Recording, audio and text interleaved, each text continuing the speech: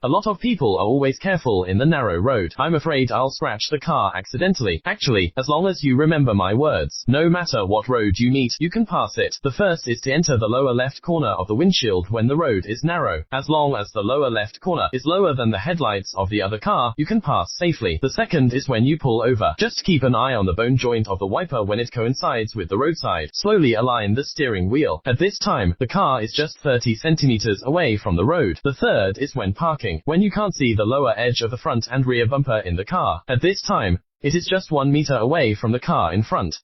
Keep this distance. When parking and driving out, kill the steering wheel and you can drive out. The last thing is to turn the corner under any circumstances.